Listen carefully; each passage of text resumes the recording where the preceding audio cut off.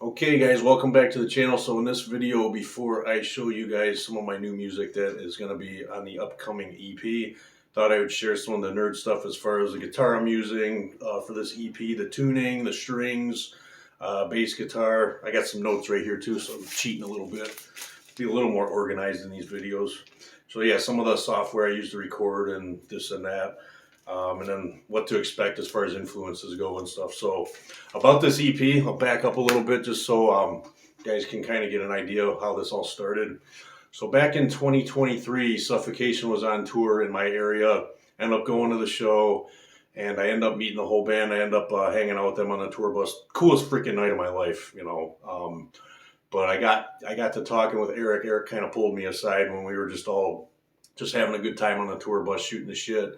And Eric pulled me aside. He's like, dude, I really want to do some drums for you. I'd like to record your stuff. Is sick, blah, blah, blah. So we got to talking about it a little bit. We were going to just start with like an EP or something. That's pretty much what we're doing with this. And then as time went on, I started writing just little by little. And then it was turning into maybe coming out with a full length. And I just my mind was just made up on just coming out with an EP first and just see how that gets received and go from there. So as far as this EP is going, hopefully when they all get done touring and there's time for Eric to enter the studio and start tracking the drums, it should be out sometime this year. I just don't know exactly when that's going to be. So like Eric's got all those connections as far as who's going to master it and things like that, because all I really know how to do is just plug into my computer, my interface, and just pull up my DAW, hit record, start tracking the guitars, and that's pretty much it. So that's kind of what I've been doing as far as the time that's passed since that last time they were on tour. And at the end of 2024, Suffocation toured again. That was with I Am Morbid, and I'm trying to remember who else was on that bill. That was a kick-ass show too. Another just best day of my life kind of thing. And we kind of caught up, and I had some of my stuff that as far as how far I got with my music, and I got to show not only Eric, but I showed the other members in the band that have not heard my stuff, and the response was just it was overwhelming for me. I didn't think it was, because I mean, let's face it, a lot of you guys are probably the same way as me. When you record something, you're very enthusiastic about it when you first write something, and then after you've recorded it and listened to it so many times, then you're just like kind of sick of it kind of thing. You don't think it's as good as like when you first started recording it. Like it's almost like your candle burns out as far as how you feel about it. That's kind of where I was with it. I was just so tired of hearing my own shit. So it kind of like inspired and like pushed me to just jump back into the ones that I had started that I didn't finish, because I did have 2 songs finished for this EP. Now, ever since that night, just a lot of just creative juices started flowing, and I was able to knock out more of my music. So now we got 4 to 5 songs, whatever we're going to come up with, however many total we're going to put on this EP. But I was able to finish out the music, so that was awesome to be on that tour bus and get that positive feedback, that reaction from everybody, just saying, man, you got to release this. And then Derek Boyer is actually going to play bass on it for me. He said that after I showed him the first song, we started listening to the second song. He's like, man, can I please play bass for you on this? I said, absolutely. That makes my job a lot easier, because I'm not quite there with as far as fingerstyle bass, and I would love to hear that on this recording. I'm not that good at that shit yet. I've tried to, especially with the way my hand's been too. Those of you guys that have been following me for a while, you may or may not know I got some pretty significant nerve damage going on. So like comes and goes with my guitar playing, and I got to just kind of adjust accordingly. But that just saves me that extra hassle of that thought of tracking bass. I would have tracked it with a pick, but it just wouldn't have sounded the same. I'd rather have a fingerstyle player, especially Derek. He's a total beast on the bass guitar. So really, really lucky to have not only him, but just all the guys that want to be contributing to this project, this EP. It's really, really cool. So Eric, once he's back from touring, when he gets the free time, he's going to start tracking the drums for me. I got everything mapped out. And then I'm sure some of the patterns will change a little bit. I just kind of had a basic idea. Us guitar players, we write some pretty lackluster kind of drums, and it drives like a actual real drummer crazy. I get that. So I told him, man, you don't have to play anything like note for note, just however you want to be. I just got the basic ideas of where I want pauses and where I want certain things, but it's pretty much free range. So it may come out a little bit different than what you guys hear as far as what I can share, because as much as I would love to share all of this with you guys, I don't want the candle to burn out, and then when it gets released, then it doesn't have the same impact. Everybody's heard it already, kind of thing. So I have to save a little bit of this material. But some of the stuff that I'm going to share in this video, you guys have probably heard within the past year or two. Some of the riffs that I've come up with, and then this time I finally was able to start tracking it with drums and things like that. And then as far as like some of the solo work, I was going to have Terrence said that he'd like to be on for a guest guitar solo or two, which is cool, because there are some spots on some of these songs where I'm gonna write a couple guitar solos, and then wherever Terrence where I got a spot for him where I'd like him to write a solo, I'll have him on there for that. So this is like super, super cool for me. I'm really excited about this. And then obviously, basically being with all the members of Suffo putting this together, it's very, very Suffocation inspired. As you guys have heard a lot of the stuff so far. It's in C sharp tuning. A lot of that, like I've always been a huge Suffocation kind of writer, even like my early days when I was a kid playing guitar, just learning how to play. I was always heavily inspired by that sound, like early Cannibal Corpse, just all the old school death metal. That's in my blood more than like the modern death metal does. I don't get into it, to be honest with you. It doesn't do too much for me. I'll listen to it a little bit here and there, but I'm always listening to all my go-to early 90s, like early 2000s stuff. That's what resonates the most with me. So definitely expect that kind of sound in there. Deeds of Flesh was always a big inspiration for me. Slayer's always going to be there. Even Fear Factory. Fear Factory doesn't get enough credit that they deserve, as far as like basically molding a lot of what we hear in a lot of death metal that comes out.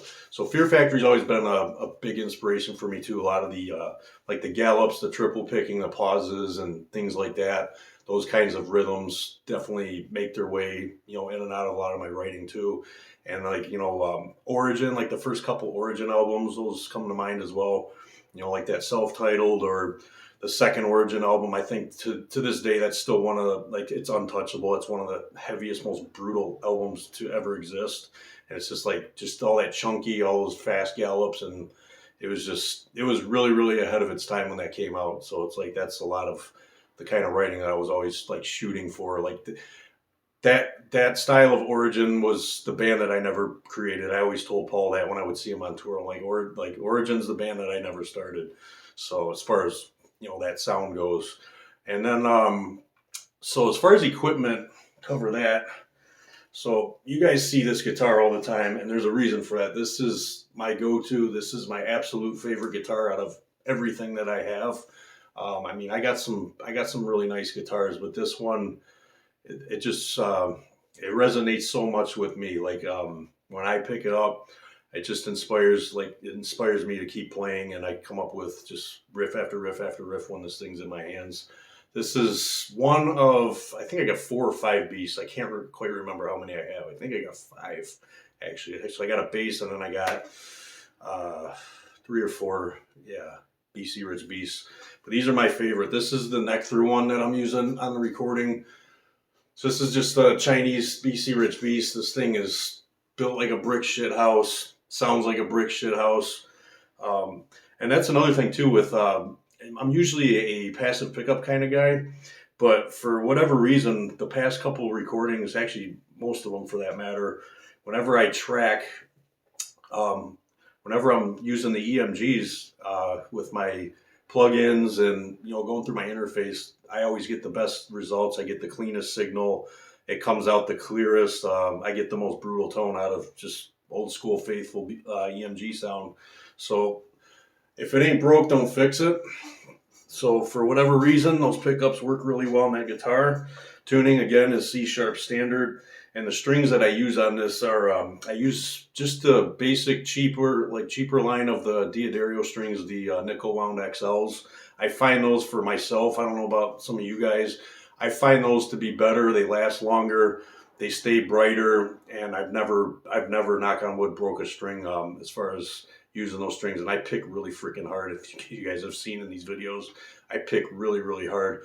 The NYXL strings, I know a lot of people like just are really, they really like those strings. I never cared for them. I find that they dull out faster.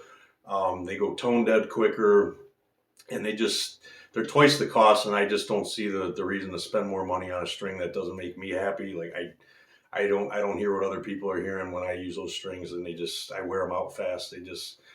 It's almost like after I stretch them out, they're done within a day. I mean, to me they're that bad, and so I just use the cheapest ones. The standard nickel wound XL strings. Those work for me. And then as far as bass goes, even though Derek's going to be tracking all the bass, I did put some foundation bass in there, just like where I have pauses and things like that, just to kind of give an idea of where the song's going. I do add some of the bass on some of the tracks. Some of them are missing it still, but when I do track bass, it's this one right here. This is my Schecter Stage 5. This one I think this is a set neck. I don't think this is a neck through. I'm pretty sure this is a set neck one. So this is a 5-stringer, and I wish I could remember what strings what gauge I have on these. I know they're D'Addario, that's all I use. But as far as the gauge goes, I think if I remember correctly, I got 50 to 1. It might be 50 to 105, and then the top string is actually a 160 for the. I got a C sharp on top of here, a low C sharp.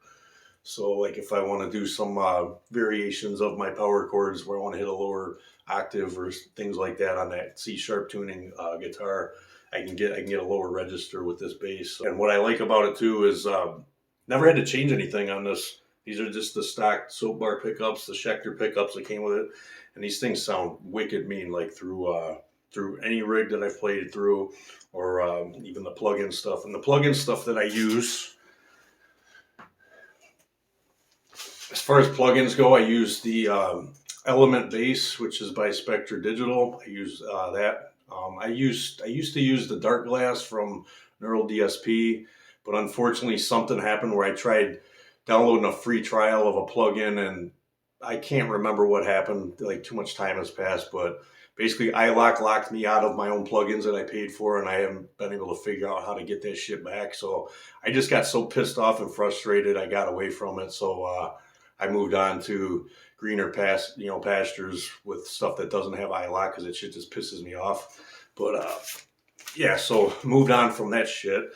And then as far as, sorry guys, I got my notes here, just bear with me. Easy Drummer 2. So that's the drum software that I use. And as far as, this is something I've learned along the way too with recording, is some of the different drum kits that are in these expansion packs, or however the drums are laid out in the within the program. A lot of them I found they either would or would not work in a mix with my guitar tones. Even when I would tweak and come up with different guitar tones, for some reason they just wouldn't sit in the mix right, and everything would just like have no clarity. So I used the Death Metal expansion pack. That one seemed to give me the best results, the Mark Lewis pack. That one, as far as this tuning goes too, the kicks that are in there, the snare, all the cymbals, the toms, everything like that, they seem to sound the best in the mix when it comes to the sound that I'm going for. And usually what I like to do is, since I'm old school death metal, I like having a more scooped kind of sound. Not so scooped to where it just has no clarity and it sounds like garbage or mush. I have a little bit of mid in there, but not a whole lot. I do like to try to maintain that old school death metal quality. That's just my favorite sound, and always will be. So yeah, as far as that goes, I pretty much just, once I get my sound out of my plugin that I'm using, which I've been using the Bogren Digital stuff. That's been my favorite. That's been my go-to. So I use the BDH 5169. You guys should know or not know, that's the 5150 plugin. And I've gotten the best results with that. And then same thing with the IRs that come with it. Those have been the best sounds. I have dabbled a little bit with the Ugratone stuff when that was going, unfortunately they went out of business, but I was able to grab a lot of their IR packs and kind of play around with them, because they were just, I think they were $2. So it was like so dirt cheap to just get some extra IRs in case, you know, I find one that I like when I go to do my thrash or my grindcore. And we'll get into that here in a second too. But yeah, as far as the IRs that I use, those have been my go-to, just the Bogren digital ones that come with it.